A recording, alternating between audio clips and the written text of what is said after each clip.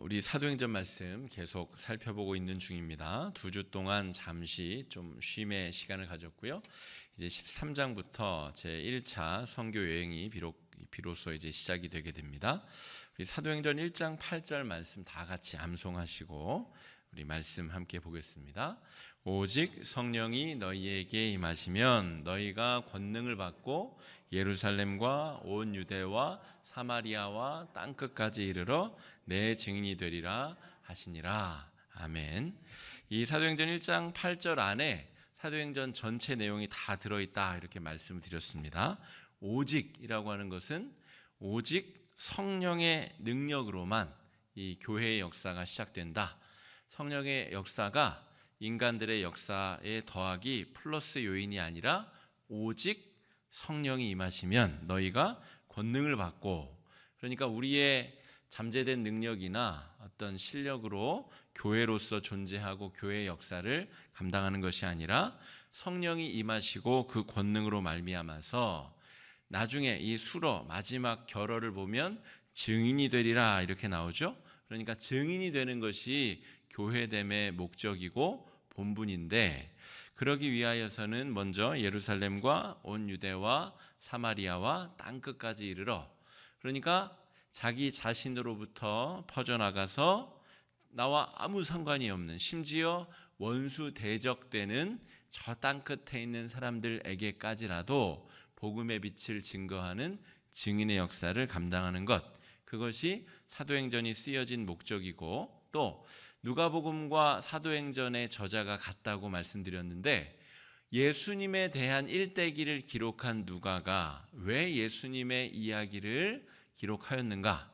교회의 존재, 교회의 기능, 교회의 역할을 묘사하기 위하여 복음서가 기록되었고, 그 연장선상으로 교회의 목적은 성령의 능력으로 성령의 권능을 받아 교회와 또 성도 한 명 한 명이 증인의 역사를 감당하기 위함이다 라고 하는 것입니다. 그래서 1장부터 12장까지는 이제 이방으로 나아가기 직전 단계, 그러니까 예루살렘과 온 유대와 사마리아 땅까지 복음이 전해지는 과정이 12장까지의 내용입니다. 예수님 승천하시고 성령이 임하시고 그 다음에 무슨 일이 벌어지죠? 초대 교회가 세워져서 서로 물건을 통용하는 일들이 벌어지고, 그리고 박해가 임하죠.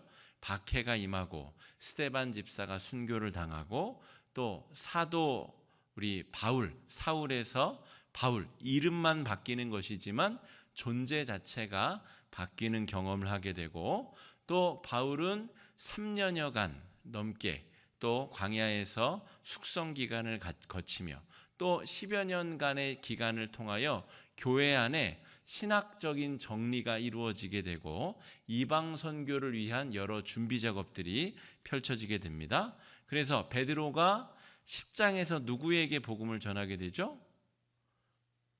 가이사랴 지방의 백부장 고넬료에게 복음을 전하게 됩니다. 그래서 이 부정한 음식이 담긴 바구니가 오르락 내리락 하고, 기억나시죠? 그래서 바울이 지금 변화되는 과정 이후에 바울은 나름대로 숙성 과정을 거치고 예루살렘 교회, 그러니까 예루살렘 도시 안에 세워졌었던 아주 중추적인 초대 교회 안에서 신학적인 정리 작업이 이루어지게 돼요. 이방인들도 복음을 받아들일 수 있느냐, 이걸 가지고 베드로가 다른 사도들을 설득하게 되고, 그렇다면 하나님이 그러한 일을 허락하셨고 또 백부장 고넬료에게 완전한 이방 사람인데 그에게 복음을 전하고 세례를 베풀게 하셨다면 그것은 성령의 역사이므로 우리가 어찌 성령의 역사를 막겠느냐? 그러므로 이방인에게도 이제 복음을 전할 수 있다. 이방인도 하나님의 자녀가 될 준비가 되었다라고 하는 것이 이제 공식적으로 선언이 되게 됩니다. 그리고 나서 펼쳐진 일이 무엇이죠? 박해를 받고 온 교회의 성도들이 흩어져서 다 사멸되는 것이 아니라 흩어진 교인들이 아주 뭐 몇백 킬로 떨어진 곳에 다 가서 복음을 증거하기 시작합니다. 사람들에게 세례를 베풀고 교회를 세우고 복음을 전하는 일들이 펼쳐지게 되었다라고 하는 것이죠. 그래서 세워진 교회가 어디라고요? 안디옥 교회. 이 교회가 이제 중요하게 하나님이 사용하시는 그 주제와 초점이 이동되게 됩니다. 그래서 15장에 물론 예루살렘에서 펼쳐지는 사도회의의 장면이 등장하기는 합니다만 이제 이후로 1차, 2차, 3차 모든 전도 여행의 출발이 이 안디옥 교회로부터 시작이 되게 됩니다. 안디옥 교회에서 성도들이 기도하면서 사도들을 파송하고 또 선교사들을 파송하고 그들의 쓸 자금을 공급하고 온 이방 땅의 복음을 전하기 위한 중요한 선교의 전초 기지로 안디옥 교회가 쓰임 받게 된다라고 하는 것입니다. 여러분, 예루살렘 교회에서 지금 안디옥 교회로 강조점이 확 옮겨갔어요. 하나님이 예루살렘 교회를 통하여 일을 하시다가 이제 예루살렘과 온 유대와 사마리아까지 복음이 전해졌기 때문에 온 땅을 향한 하나님의 도구로 안디옥 교회를 쓰시기 시작하였다는 것입니다. 여러분, 이게 오늘 말씀의 핵심입니다. 하나님이 쓰시고자 하는 교회를 하나님 마음대로 선정하시고 쓰실 수 있다는 거예요. 베드로가 아니 하나님 거참 너무하지 않습니까? 그래도 예루살렘 교회가 제일 장자된 교회고 제일 큰 교회고 으뜸 가는 교회고 여기에 사도들도 수두룩빽빽한데 저 안디옥 저기에 있는 교회를 이제부터 쓰시겠다니 그러면 우리는 뭐가 되는 겁니까? 한 10년만 우리를 더 써주십시오. 그럼 제가 이제 은퇴할 때도 되고 이제 그때쯤이면 제가 받아들일 수 있겠습니다. 그런다고 해서 성령의 역사가 아이고 그러냐 베드로 네 생각이 그렇다면 한 10년 정도 더 예루살렘 교회를 내가 사용하겠다. 그런 일은 없다는 것이죠.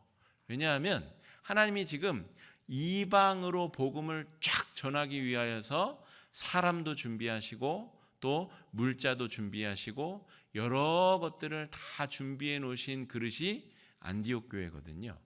예루살렘 교회는 유대인들 지도자들이 모여 있는 교회고 유대인들을 상대로 하여서 복음을 전할 수밖에 없는 한계성을 가지고 있는 교회다. 그러니까 여러분, 하나님께서 그 그릇을 옮기고자 하시면 막을 사람이 없습니다. 하나님이 이 교회를 들어서 쓰시고자 하고 하나님께서 일을 만드시면 막을 방법이 없다는 말이죠. 여러분, 우리가 착각하기로는 하나님이 우리를 위하여서 하나님의 주권과 하나님의 능력이 존재하는 것처럼 우리가 착각할 때가 있어요. 나 중심적으로 하나님을 인식하고 하나님의 권능이 나 중심적으로 다 돌아가기를 바라는 마음이 있다는 것이죠. 그런데 그것은 신앙의 아주 기초 단계에서는 그럴 수 있습니다. 새 가족이면 그럴 수 있어요. 그래서 새 가족들은 왔는지 안 왔는지, 밥은 먹었는지, 밥은 먹고 갔는지 안 먹고 갔는지 다 새 가족부에서도 살피고 목장에서도 살피고 살피는 이유가 새 가족들은 그럴 수 있어요. 그런데 신앙 연수가 이제 이륙을 시작하게 되면 자기 중심적으로 하나님의 역사를 바라보던 시각이 완전히 바뀌지 못하면 신앙의 성숙이 없습니다. 조금만 시험 들면 자빠지고 넘어지고 이 신앙의 본질을 깨닫지 못한다는 것이죠. 중요한 것은 성령님이 무엇을 하고 싶으신가? 성령님이 지금 어디로 움직이시는가? 성령의 마음이 어디 있는가? 거기에 우리의 관심이 있어야 되는 겁니다. 그래서 사도행전이 굉장히 중요하고 의미가 있는 성경이에요. 다른 성경들 로마서, 갈라디아서, 에베소서 다 어떤 상징적인 어떤 중요한 강조점들이 있고 아주 상징성이 있는 성경들이지만 이 사도행전은 성령께서 직접 활동 영역이 옮겨지는 것이 확 눈에 띄게 보이고 있습니다. 그리고 그것에 주목하지 못하면 하나님께서 더 이상 그 사람을 사용하시지 않는다는 것이죠. 지금 새벽에 사무엘상 말씀을 우리가 살피고 있는데 여러분 두렵지 않습니까? 사울 왕을 하나님께서 기름 부으시고 하나님의 영을 부으셔서 귀하게 쓰시고자 하였는데 사울이 아주 전형적으로 자기 중심적으로 하나님의 권능을 이용해다 쓰려고 하는 대표적인 인물입니다. 자기 중심적 신앙을 가진 아주 좋지 않은 경우의 사람이다 하는 것이죠. 그랬더니 그 사람은 하나님의 뜻이 머무는 곳에 자신의 뜻이 머물진 않아요. 아말렉 군대를 완전히 진멸하라. 생명을 남기지 말고 하여라. 그러면 이유를 묻지 말고 그렇게 해야 됩니다. 왜냐하면 아말렉이라는 민족은 그래야 되는 민족이거든요. 그런데 사울이 양과 염소를 빼돌리고 아말렉 왕 아각을 살려두죠. 그러므로 하나님의 마음에 관심이 없는 하나님의 도구는 점차로 고립되고 외로워지고, 그래서 오늘 새벽에 말씀은 뭐죠? 엔돌에 신접한 여인에게 정말 자신의 모든 자존심을 다 버리고 그 신접한 여인에게 사무엘을 불러달라고 애걸복걸하지 않습니까? 그러니까 하나님 중심으로 우리의 사고방식이 바뀌고 하나님이 어디에 관심이 있는가, 하나님이 무슨 일을 하고 싶으신가, 우리의 마음과 눈이 그쪽으로 관심이 확 쏠리지 않으면 교회는 하나님께서 언제 그 쓰시고자 하는 뜻을 언제 어디로 옮기실지 알 수 없다라고 하는 것입니다. 2절과 3절 한번 같이 읽어보겠습니다. 2절 3절입니다. 시작. 주를 섬겨 금식할 때에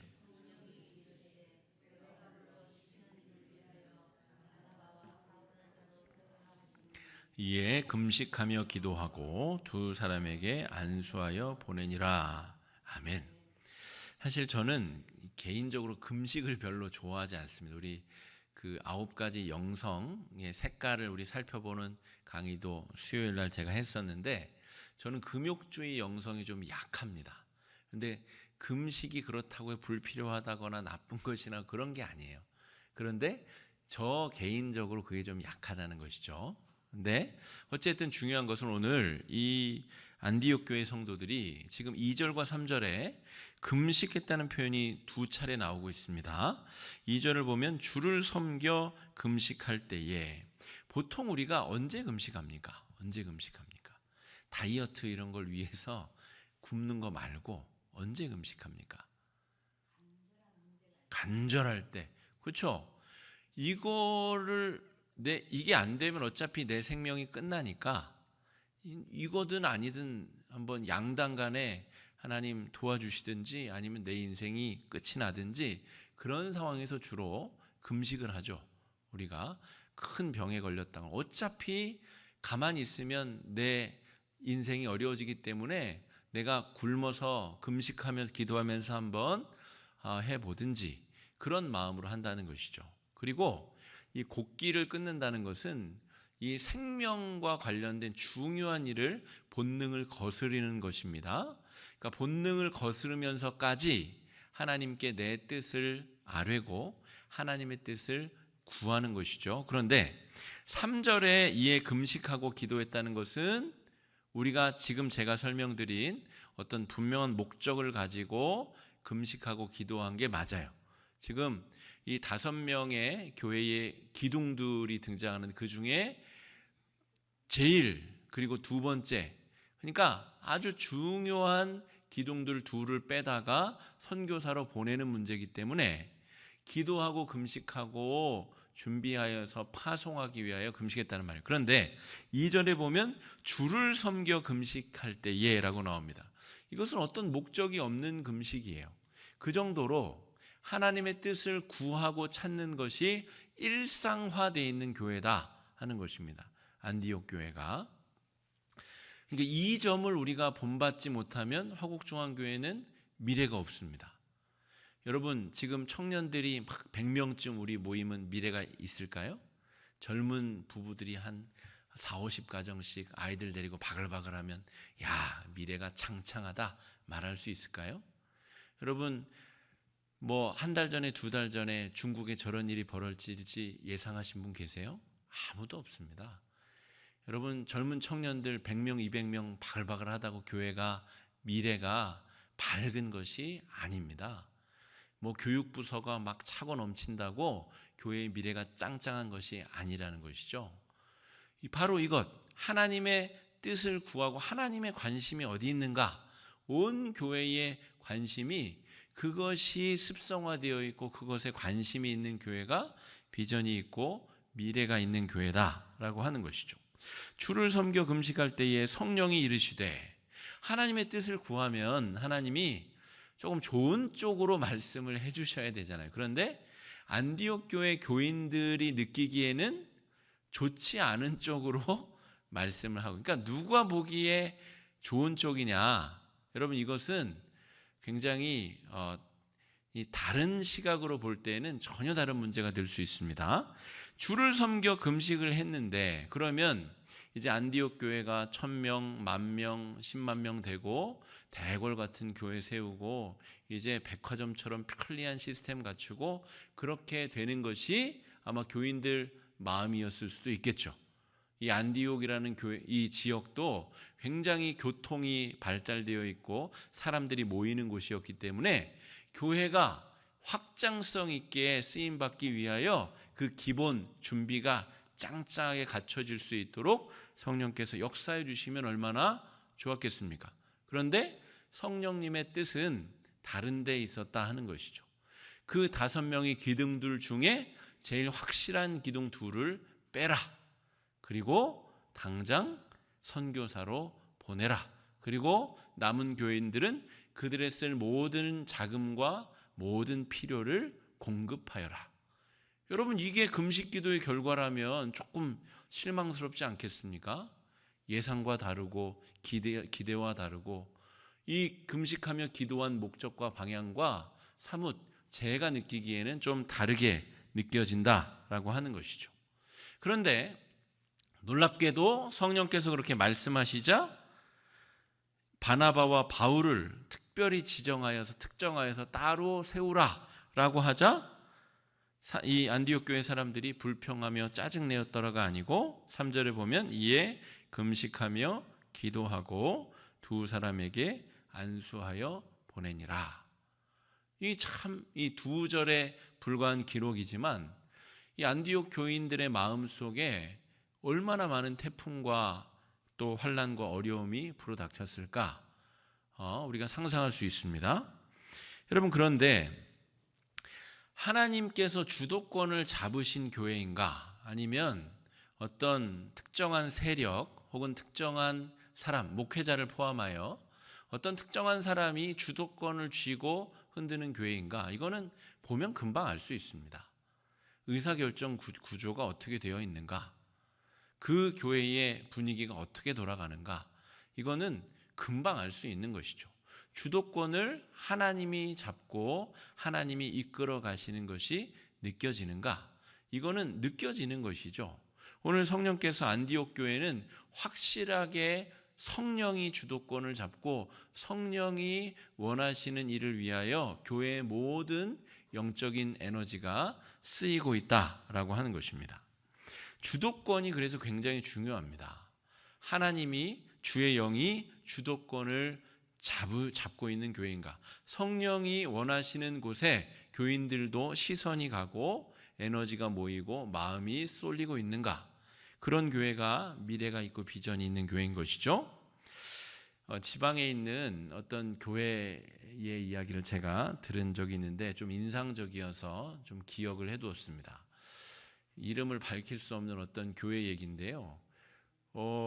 아파트 단지가 대단위로 개발이 되는 중에 교회 땅이 딱 있었어요. 거기에 그냥 이거는 하나님의 축복이라고 할 수밖에 없는 굉장히 놀라운 축복이어서, 그래서 그 교회는 그 건설사에서 교회를 짓는 비용도 다 대주고 또 새로 들어선 그 단지 안에 그 땅이 좀 있었기 때문에 세워진 상가에 대한 소유권도 이제 일부 가지고 있습니다. 지금도 있죠. 그래서 교회도 저기를 받아서 지은 것도 아니고, 교회도 아주 잘 짓고, 또 매월 그 상가에서 아주 정기적인 안정적인 수입이 공급되는 아주 좋은 상황이 된 것이죠. 그러니까 이보다 더 좋은 축복이 어디 있습니까? 그런데 이 축복의 결과적으로는 지금까지도 수년째 분쟁으로 이어지고 있습니다. 제가 그 이야기를 듣고서 제 나름대로 왜 저런 일이 벌어질까? 하나님의 축복으로 빚도 안 내고 교회도 멋지게 짓고, 그 다음에 이 재정적으로 그 상가들의 월세가 나오니까 얼마나 교회 재정이 안정되고 탄탄하겠어요. 그러면 진짜 하나님이 기뻐하시는 일을 위하여 교회가 매진하고 애쓸 수 있겠구나라고 우리가 생각하겠지만, 그렇지 않다는 거예요. 실제적으로는 이 교회의 주권이 성령께 딱 있어야 되는데 너무나 평온하고 너무나 안정되었기 때문에 성령께 관심이 가는 것이 아니라 매월 생기는 그 수익금을 어떻게 사용할 것인가, 어느 재직 부서에서 어떻게 가져가서 어떻게 쓸 것인가, 지은 교회에 무엇으로 채워넣고 무엇으로 치장할 것인가. 그래서 서로 간의 욕망과 서로 간의 그 시기와 질투가 아주 각축전이 되어서 교회가 몇 년째 분쟁과 혼란 가운데 있다는 것입니다. 여러분, 이게 도대체 무슨 일입니까? 하나님이 정말 귀한 은혜를 주시고 축복을 주셔서 교회도 잘 짓고 하나님의 일을 본격적으로 할 수 있는 준비가 되었는데, 정작 하나님께 그 주권이 드려지지 않고 생기는 이익과 생기는 여러 가지 부차적인 것들에 주권을 내어줘서 그거 뜯어먹느라고 정신없이 지금 분쟁 중에 있다는 것이죠. 여러분, 그러므로 우리가 하나님께 우리 교회의 주권이 온전히 드려져 있는가 하는 것은 우리 모든 성도들이 영적으로 잘 살펴야 되는 일이라 할 수가 있겠습니다. 우리 화곡중앙교회를 통하여서 하나님이 하시고자 하는 일이 무엇인가? 여러분, 그 관점으로 우리 신앙생활을 해야지, 우리 교회는 산꼭대기에 있기 때문에 여러모로 안 좋아, 우리는 빨리 내려가야 돼 라든지, 우리는 이건 좋은데 저건 어떻고 저쩌고, 자꾸 다른 교회와 비교하여서 우리 교회의 쓰임새를 생각하면 우리는 아무 일도 할 수가 없습니다. 다른 교회만큼 뭐를 하거나 그렇게 되면 그러면 이제 될까요? 그렇지 않다는 것이죠. 오늘 안디옥 교회를 보면 안디옥 교회가 어떤 상황이 됐기 때문에 하나님이 쓰신 것이 아니라, 하나님이 안디옥 교회를 사람도 모으시고 하나님께서 역사를 일구어 내셔서, 그리고 하나님께서 야 해라 그러면 조금 힘들고 어려워도 그 공동체 안에서 기도함으로 금식함으로 하나님이 원하시는 일적으로 계속해서 하려고 움직이는 과정 속에서 지금 전도 여행이 이루어지고 있다는 것이죠. 1차 전도 여행은 지도를 보시면 알겠지만, 여러분 성경책 맨 뒤에 보면 다 지도 있어요. 1차 전도 여행은 굉장히 제한적이고 아주 작은 규모로 이루어지게 됩니다. 그런데 2차, 3차 전도 여행은 더 폭넓은 범위로 이루어지게 돼요. 이 말은 무슨 말이냐면, 하나님의 뜻대로 하나님이 원하시는 방향으로 교회가 쓰임받고자 하면 하나님이 그 필요를 채우시고 하나님께서 그 일을 열어주시고 하나님께서 이끌어 가신다는 것이죠. 그러니까 이 주권을 하나님께 맡기고 나아간다는 것이 그만큼 중요한 것입니다. 이건 제가 교회 목사이기 때문에 교회를 기준으로 말씀드리는 것인데, 우리 성도님 한 분 한 분은 우리 가정, 나 개인, 우리 자녀들의 인생, 이렇게 주어를 바꾸어 보시면 이해가 빠릅니다. 내 인생, 우리 가정의 주권이 하나님께 있는가? 하나님께서 야, 이렇게 가면 좋겠다라고 마음을 주시고 상황을 열어주실 때 용감하게 그렇게 뛰어들 준비가 되어 있는가? 금식하고 기도하며 내 생각과 뜻과 다르더라도 그렇게 나아갈 준비가 되어 있는가? 우리 자녀손들이 그런 마음으로 인생을 하나님께 맡기고 살아가고 있는가? 이런 성찰들이 우리 가정과 개인과 교회 안에 계속 끊임없이 이루어져야 된다는 것입니다. 하나님의 뜻을 물은 결과 하나님이 원하시는 곳으로 다소 충격적인 어떤 방향이죠. 기둥 같은 사람 둘을 빼어서 선교사로 내보내고 그 뒷바라지를 하라는 것이 사실은 안디옥 교회에 쉽지 않았을 텐데 그 일을 통하여 안디옥 교회가 복을 받고 더 크게 쓰임 받게 된다라고 하는 것입니다. 여러분, 아브라함 지금 안디옥 교회뿐만이 아니면 성경에 등장하는 대부분의 이야기들은 이런 통일성을 가지고 이런 눈으로 보면 모두 다 이런 내용입니다. 하나님이 아브라함을 택하실 때도 75세 노인을 불러서 100세의 애를 낳게 해서 하나님의 민족을 세우고 의외성이 더해져서 하나님은 일을 하신다는 것이죠. 그러므로 여러분, 저한테 더 이상 힘든 교회에 오셔서 그런 얘기 하지 마세요.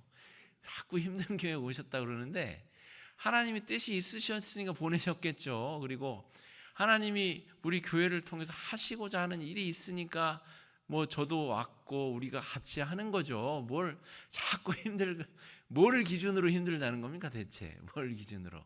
큰 교회에 비하면 힘들다는 겁니까?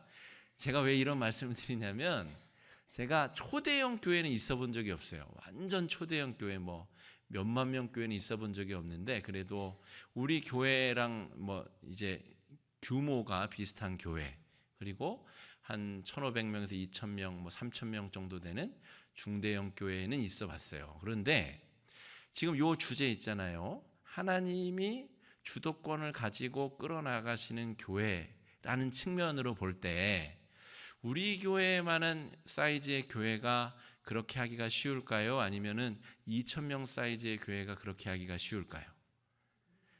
10번 물으면 저는 10번 다 우리 사이즈의 교회가 하나님의 뜻에 순종하기에 훨씬 더 적합한 의사결정 구조를 가지고 있습니다. 그렇다고 독단적으로 한다는 이야기가 절대로 아닙니다. 그럼에도 불구하고 사람들이 많이 모인 교회는 물론 돈도 많고 능력 있는 사람들도 많으니까 어떤 큰 돈을 들여서 뭘 한다거나 건물을 세운다거나 어디 미얀마에 무슨 선교 센터를 짓는다거나 그런 일은 그런 교회가 해야죠. 그런데 그런 교회들 안에는 하나님의 뜻대로 무언가를 이루어 나가기에는 굉장히 복잡한 정치적인 역학 구조가 있습니다. 지금 여의도하고 거의 비슷하다고 보시면 됩니다. 서로 간의 욕망들이 가득 이 욕망을 이루기 위하여 남의 하고자 추진하는 일을 생명을 걸고 막는 일도 있고 그 일들 때문에 아무 일도 못하고 시간만 흘러가는 경우도 있고 엉뚱한 일에 재정과 인력이 소진되고 낭비되는 일들이 허다하게 벌어집니다. 그러니까 여러분 더 이상 저한테 힘든 교회 오셨다는 이야기 하지 마시고 우리는 하나님께서 이끌어 가시는 대로 그냥 순종하고 따르고 또 하나님께서 지금 이 작은 순종 때문에 더 크게 쓰임 받고 더 크게 쓰임 받는 것이지 다른 이유가 없으니 그러니까 과거를 우리가 67년 역사된 것을 더 이상 이야기할 것도 없고 우리가 지금 옛날에는 대단했다는 이야기를 할 것도 없고 지금 우리 상황에서 하나님께서 우리에게 어떤 마음을 주시는가 어떤 일을 하고자 하시는가 거기에 관심을 가지고 최선을 다하면 됩니다. 그러면 하나님께서 우리를 통하여 하나님의 일을 만들어 가신다라고 하는 것입니다. 그래서 여러분 오늘 4절 말씀을 한번 읽어보겠습니다. 4절입니다. 시작. 두 사람이 성령의 보내심 배를 타고 구브로로 가서 자 여기서 보시면 5절도 한번 읽어보겠습니다. 5절입니다. 시작. 살라미에 이르러 하나님의 말씀을 유대인의 여러 회당에서 전할세 요한을 수행원으로 두었더라. 굉장히 중요한 말씀이에요. 4절 5절 말씀이 왜 중요하냐면 두 사람이 성령의 보내심을 받아 실루기아에 내려가 거기서 배 타고 구브로로 갔다. 여기서 구체적으로 두 사람에게 실루기아로 내려갔다라고 하는 말씀이 없습니다.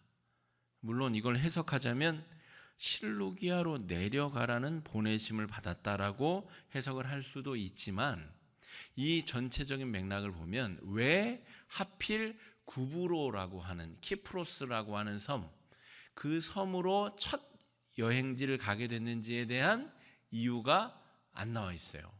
그리고 5절에 보면 요한을 수행원으로 두었더라 라고 하는데, 이 요한의 풀네임은 마가 요한입니다. 마가다락방의 그 귀공자 아들, 그 귀공자가 바로 이 바나바의 생질, 그러니까 조카거든요. 그러니까 그 바나바와 바울은 따로 세워서 선교사로 보내라 했지만 이 마가 요한은 얘까지 같이 보내, 이런 말이 없었다는 것이죠. 그런데 필요에 따라서 바나바와 바울이 마가 요한을 수행원으로 데리고 간 것입니다. 이게 왜 중요하냐면, 여러분, 우리가 하나님의 뜻을 구한다고 할 때, 하나님의 뜻을 구한다고, 하나님 내일 몇 시에 일어날까요? 내일 제가 외출을 나가는데 버스를 탈까요? 지하철을 탈까요? 그런 것을 하나님께 묻지 마세요. 하나님이 그런 것에 답하시는 분이 아닙니다. 여기 앞부분에 제가 말씀드린 교회가 성령의 주권을 따라서 성령이 관심 있는 곳으로 가야 된다라고 할 때에는 큰 틀에서의 하나님의 뜻에 관심을 기울이는 것입니다. 그러니까 우리가 로봇가 돼가지고 하나님 지금 이쪽 길로 갈까요? 이쪽 길로. 목적지는 이쪽 길로 가도 똑같고 저쪽 길도 똑같은데 하나님 어디로 가야 될까요? 빨리 말씀해 주십시오. 그러면 절대 하나님 대답 안 하십니다. 아무데나 아무 쪽으로나 그냥 저 목적지를 향해서 아무 쪽으로나 가면 돼요. 그러면 하나님께서 잘못 가면 보호해 주시고 막아주시고 돌려주시고 하는 것입니다. 그러니까 우리가 하나님의 뜻을 구한다고 할 때 미신적으로 착각하게 되면 다시 원점으로 돌아와요. 도로 아미타불은 이건 불교 용어인데, 도로 아미타불이 도로 다시 돌아가요. 그러니까 자기 중심적인 신앙으로 다시 돌아가요. 그러니까 하나님이 우리 화곡중앙교회에게 보여주시는 비전이 무엇인가? 저 멀리 있겠죠. 지금 그 뒷부분을 설명할 텐데, 그 비전을 바라보고 좌충우돌하면서 서로 싸우기도 하고 다투기도 하면서 그냥 열심히 가는 거예요. 그 가는데 버스를 탈지 지하철을 탈지는 우리끼리 정하는 게 맞아요. 그런데 그거 하나하나를 하다 보면 잘못된 결정을 하면 어떻게 했습니까? 그러면 이 길이 아닌가 보다. 전체적인 방향성에 대한 의심이 생기는 순간 그 길이 또 시행착오를 겪게 된다는 것입니다. 그러니까 오늘 우리가 13장 우리 1절로 12절을 묵상하면서 핵심적으로 봐야 될 것은 무엇이냐면, 하나님 마가 요한을 데려갈까요 말까요? 알아서 해. 알아서 필요하면 데려가고 다른 사람을 데려가든지 알아서 해. 2차 전도 여행 때는 이 마가 때문에 싸웁니다. 다툼이 일어나서 다른 길로 가기로 해요. 이방인 선교라고 하는 원대한 목표는 그대로 둔 채 방법에 있어서는 다툼이 동원되기도 하고, 그로 인하여서 패가 갈라져서 복음을 전하게 된다는 말이죠. 그러니까 여러분, 굉장히 그 미신적인 신앙을 가지고 하나님의 뜻을 구하기 시작하면 심각한 논리적인 신학적인 오류에 봉착하게 된다는 것입니다. 그러니까 하나님께서 우리에게 보여주시는 원대한 비전이 무엇인지를 늘 깨어 있어야 돼요. 시험이 들고 어려움이 들 때는 다시 금식 기도하면서 그 원대한 계획의 비전에 맞추어서 우리가 힘을 낼 수 있도록 노력을 해야 돼요. 그런데 가는 동안에 좀 시험 들 수도 있고 싸울 수도 있고 어려움이 들 수도 있고 조금 돌아갈 수도 있고 조금 재정을 낭비할 수도 있고 그런 거죠. 인간이니까, 사람들이 모인 곳이니까. 하지만 하나님이 우리에게 보여주시는 꿈과 비전은 흔들림이 없이 바라보고 우리가 나아갈 수 있어야 된다 하는 것입니다. 왜 구브로냐? 바나바 고향이거든요. 그래서 그런 것 같아요. 왜 하필 동서남북 중에 위험 요소가 큰 바닷길을 택하여 구브로까지 갔느냐? 24km를 이 서남 쪽으로 내려가서 지금 항구에서 몇몇 회당에서 복음을 전하다가 배 타고 약 300km를 가서 이 구브로 섬에 도달하거든요. 그리고 구브로 섬의 첫 이 동쪽의 항구에 도착하여서 144km 저 서쪽까지 가는 동안 별 일을 하지 못해요.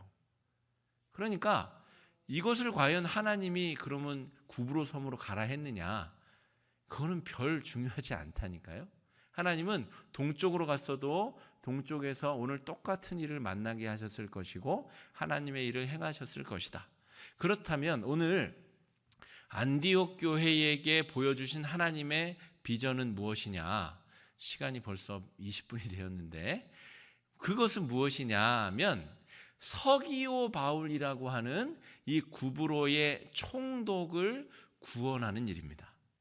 그러니까 안디옥 교회에 보여주신 비전이나 우리 화곡중앙교회에 보여주신 비전이나 다르지 않다는 것이죠.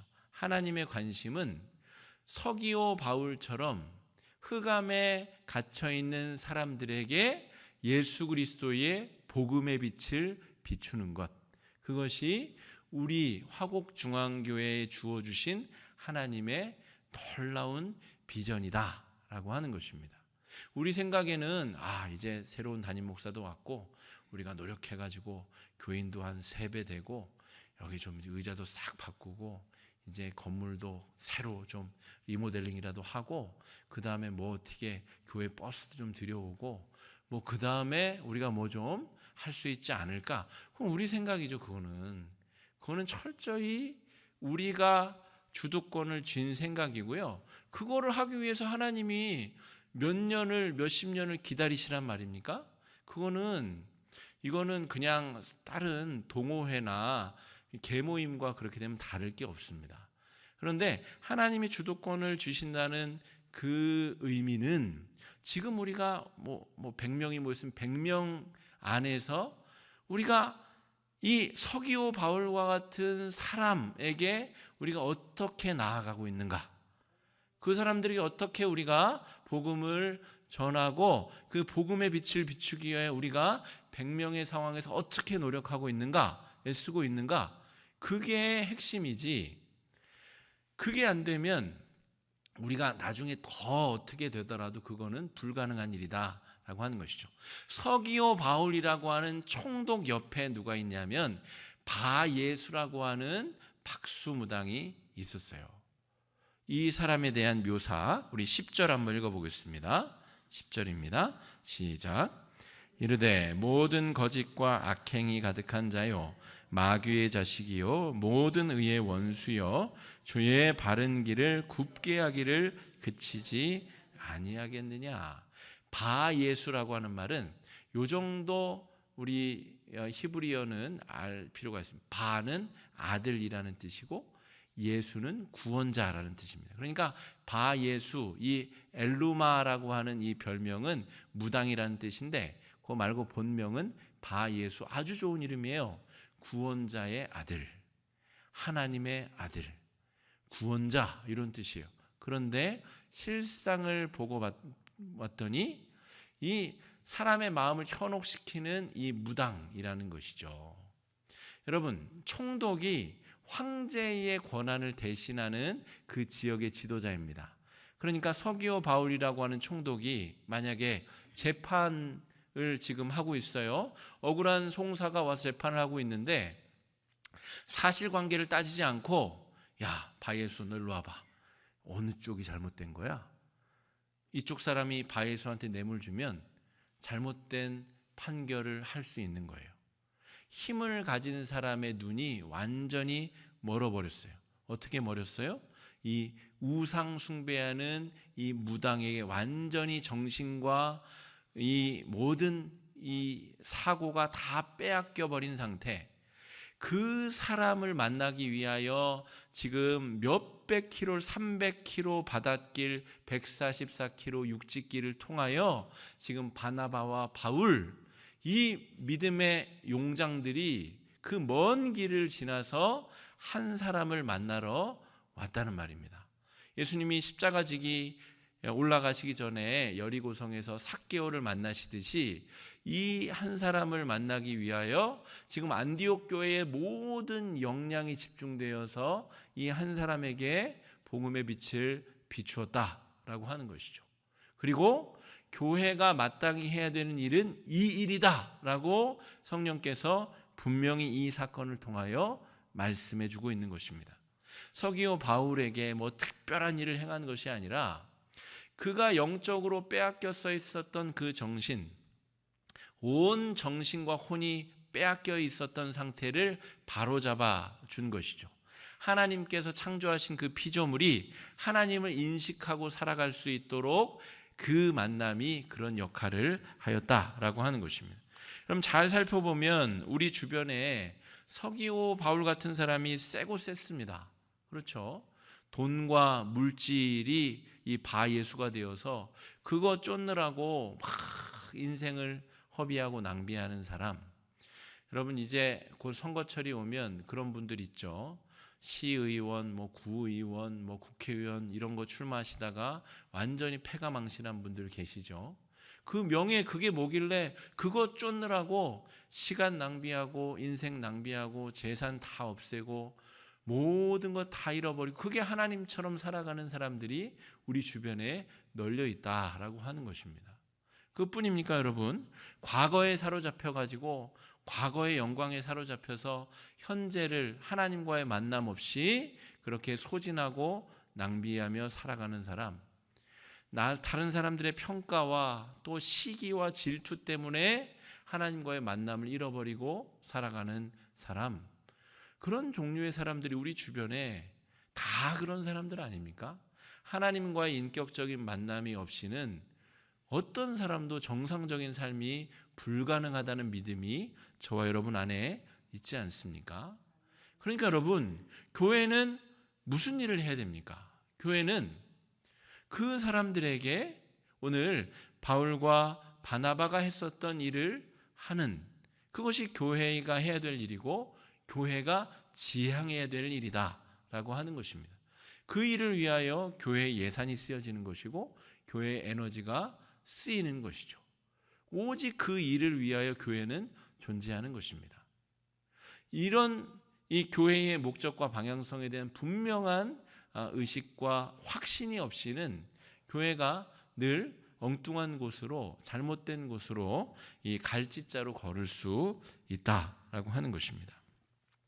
여러분, 우리 화곡중앙교회가 해야 될 일, 우리 성도 한 명 한 명이 각자 해야 될 일은 서기오 바울과 같은 사람, 그 사람을 먼저 발견하는 것이고 그 사람이 녹아질 때까지 기도하고 중보하고 선물도 갖다 주고 김장도 담가주고 목장에 그 이름 놓고 같이 기도도 하고 우리가 그 일을 위하여 우리의 인생을 쓰는 것입니다. 우리의 인생은 직장 다니면서 승진하고 돈 많이 벌고 우리의 목적, 우리 개인의 목적도 마찬가지인데 우리의 개인의 목적이 그렇게 되면 안 된다는 것이죠. 사도행전 1장 8절 말씀대로 성령이 임하시고 권능을 받아서 증인이 되는 것이 우리 인생의 목적이지, 우리가 뭐 높은 자리에 올라가고 뭐 연봉이 올라가고 그것이 목적이 되는 순간 우리가 또 개인의 인생에서 갈짓자로 흔들리고 방황할 수 있다라고 하는 것입니다. 나에게 있어서의 이 서기오 바울이 누구신가? 우리 자녀들, 손주들일 수도 있겠고 이웃들일 수도 있겠고 우리 형제들일 수도 있겠고 우리 직장 동료들일 수도 있을 텐데 그들을 향한 안타까운 마음이 하나님께서 우리에게 주시는 마음이고 그 사람들에게 예수의 이름을 전하고 예수의 복음을 전하는 것이 우리가 생명을 걸고 해야 될 사명이다. 그 일을 위하여 우리가 흔들림 없이 나아가야 된다. 그것이 우리 교회의 사명이고 우리 개인의 사명이다 라고 하는 것이 오늘 말씀의 주제입니다. 이 시간에 우리 말씀을 의지해서 좀 함께 기도하실 텐데, 기도하실 때에 나에게 있어서 이 서기오 바울이 누구인가 주님 깨닫게 하여 주시고 치근한 마음이 들게 하여 주시고 그에게 어떻게 하면 예수 그리스도의 복음이 전해질까? 우리 남편, 우리의 자녀들, 우리의 손주들, 우리의 이웃들, 형제 자매들, 내 직장 동료들, 내가 사랑하는 나의 친구, 수많은 서기오 바울들이 우리 머리를 지금 스쳐갈 텐데 그들의 이름을 불러가며 그들의 마음 가운데 예수 그리스도가 찾아올 수 있도록 위하여 내가 어떻게 해야 되는지 지혜를 달라고 이 시간에 주여 한번 외치고 뜨거운 마음으로 기도하겠습니다.